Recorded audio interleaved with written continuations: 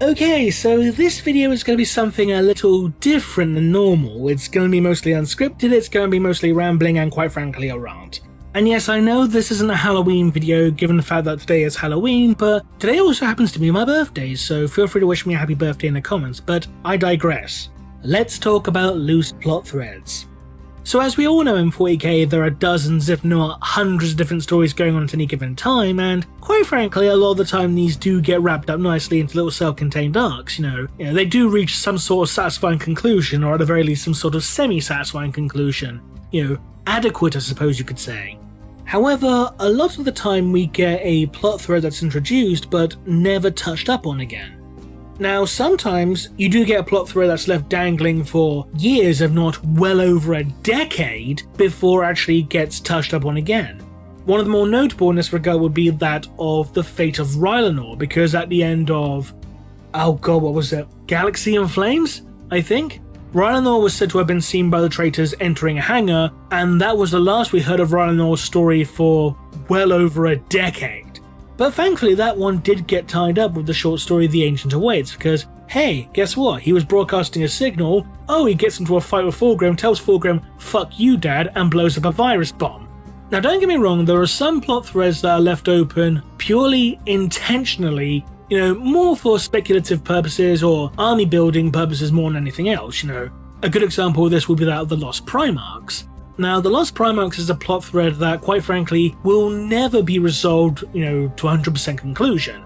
You'll get little bits and pieces of information, little tidbits here and there, but it's not going to be something that Games Workshop are going to come out and say, right, this is what definitively happened to the 2nd and 11th Primarch. That's never going to happen. And quite frankly, I hope to God that Games Workshop never even attempt to explain it because, let's be honest, whatever they come up with will never ever meet fan expectations. People are just going to say, wow, that was crap, I wish you never explained that, kind of thing. Now, some plot threads do have the potential to be resolved in the future, and there are some ways to do this, even though we may not get such an answer for a few years or so. An example of this would be the story of the Anchorite. Now, for those of you who don't know, the Anchorite was a character from the novel Apocalypse, who was a loyalist word-bearer's dreadnought who was a founding member of the Ecclesiarchy, who spent the past 10,000 years writing religious scripture. And at the end of the novel, he ends up confronting the leader of a word-bearer's warband, and Imperial forces, which include the Imperial Fists, the Raven Guard, and the White Scars, basically learn, oh shit, the Imperial Creed is based off the writings of a traitor Primarch, oh crap, it's a loyalist word-bearer, oh crap, what the hell is going to happen to the Imperium, what the hell is going to happen in regards to the Ecclesiarchy, and the answer is resounding, nothing, because the plot point hasn't been touched on since. And considering that the author of the novel, Josh Reynolds, no longer works for Black Library, it's unlikely to be touched upon again, but there is a way you can find a way to resolve this dangling plot thread, and that's to tie it into the events of Plague War. Because at the end of Plague War, Rabute Guilliman gets a copy of the Lictitio Divinitatis, the religious doctrine that Lorgar himself wrote during the Great Crusade. Think of how interesting that could be if Guilliman himself met up with the Anchorite, basically, under the knowledge like, hey, do you remember me? I was the guy who surrendered to you at Calvin. It's like, oh yeah, you're a dreadnought now. Neat. And you wrote this religious doctrine for the Imperium. Not so neat, but I can't exactly beat the crap out of you because a lot of people follow the Imperial cult, so I'm kind of screwed. But anyway, it could lead to some very interesting conversations if nothing else. Now, there are some plot threads that are caused by a character being introduced early on and being given, specific traits and characteristics, which are contradicted by later novels or, quite frankly, not fully explained, and it kind of leaves a bit of a gaping plot hole. In this instance, one of the big ones here would be the story of Zhou Sahal. Now, Zhou Sahal was the first captain of the Night Lord's Traitor Legion. He became first captain after Sevatar inherited the rank. But the big question is, when exactly did he become first captain?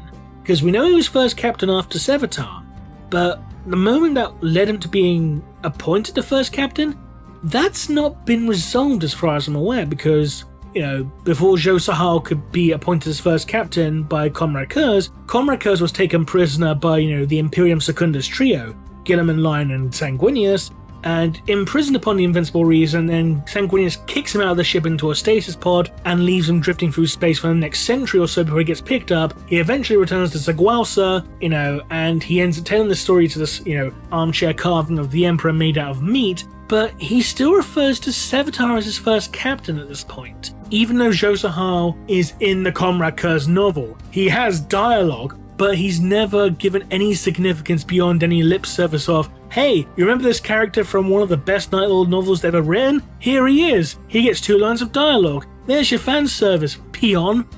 So it would be nice if we got something saying as to when he became first captain, but as far as plot holes go, that is admittedly a fairly minor one. But let's talk about another Night Lord dangling plot thread, and that being the fate of Sevatar. Because at the time of recording, the last instance we have of Sevatar being in any fiction was in the audio drama The Long Night, which took place after he got taken prisoner by the Dark Angels during the events of the Thramas Crusade. Now, Thramas, in the timeline now, was quite a while ago. It was before the events of the Ruinstorm, it was before the events of the Siege of Terra, and as far as we're aware, he is still imprisoned upon the invincible reason. And considering that Sevatar himself was a pretty major character over the course of the Horus Heresy series, or if nothing else, a pretty major supporting character, it seems to be a fairly anticlimactic end that his story just ends with him being in a prison cell, making friends with a young astropath. It just seems anticlimactic for such a character. And you know what, let's do a whole Night Lords trifecta here. Let's talk about the reunification of the Night Lords Legion and the assault on Ulthwé. Now, at the end of the novel Voidstalker, the new prophet of the 8th Legion, Decimus, is it Decimus or Decius? I think it's Decimus. I'm just going to call him Decimus, but if I'm wrong and it's actually Decius, leave a comment down below. Anyway, so at the end of Voidstalker, Decimus assembles a whole bunch of Night Lord warbands to essentially reunify the Night Lords Legion, because Decimus says, hey, yeah, Abaddon's doing his 13th Black Crusade thing, that's cool, but if the Eldari of Craftworld Ulthwé join in and aid the Imperium, it's gonna basically shit in our sandwiches. So we need to launch a full-scale assault against Ulthwé. Okay, let's do it. And the assault never happened, as far as we're aware. This may have been mentioned in passing in one of the more recent Chaos Space Marine codices. If it has, then I apologise for missing that, but at the very least, you'd think this would be a huge deal, considering that Ulthwé is one of the major craft worlds. It's the home craft world of Eldrad Ulthran, for goodness sake, so you'd think that there would be some significance to having, a reunified Night Lords Legion against a major craft world. You'd think there would be some huge story potential there. Now, I could be wrong. Aaron Dembski-Bone could very well be writing, a second Night Lords trilogy where he explores the concept. Please do. I'm looking forward to that if that's the case, but considering that Voidstalker came out in, 2012? Which is nearly a decade ago at this point? It's seemingly unlikely that this plot thread will get wrapped up, but considering that ADB still works with Black Library, it's not impossible, so fingers crossed. But I think the biggest plot thread regarding all of 40k right now will be, quite frankly, the Inari. Just frankly, everything to do with the Inari. Now, in case you're out of the loop, the Inari are a cult of Eldari drawn from all the Eldari sects, craft welders, Drukhari, Harlequins, etc., who are dedicated to the god Iniad, the god of the dead. And the basic plot regarding the Inari is that they are searching for the 5 Crone Swords, which are legendary artifacts which are said to be capable of awakening Iniad without needing to sacrifice all of the Eldari to do so in the process. And they have 4 of them so far, they're looking for the 5th one. And they were featured in the Psychic Awakening miniseries. Okay, good stuff. We might get some more, expansion for their story and lore. And then Games Workshop just said, no, actually, Shalaxi Hellbane found the 5th Crone Sword and take it to the Palace of Slanesh, so they can never get it. Bye. And they kind of just completely dropped it. It wasn't so much a loose plot thread in this case, it was an abandoned plot thread. Because come 9th edition, what have we actually had in regards to the story of the Inari? We had a sentence mentioning them in the Grey Knights Codex saying that how one of the Grey Knight Brotherhoods are hunting the Inari, despite the Inari having a non-aggression pact with the Imperium because, hey, you resurrected the Emperor's son, so we're gonna give you a pass and not shoot you on sight. And the Grey Knights are like, nah, fuck that, bruh, witch hunting, yo, kind of thing.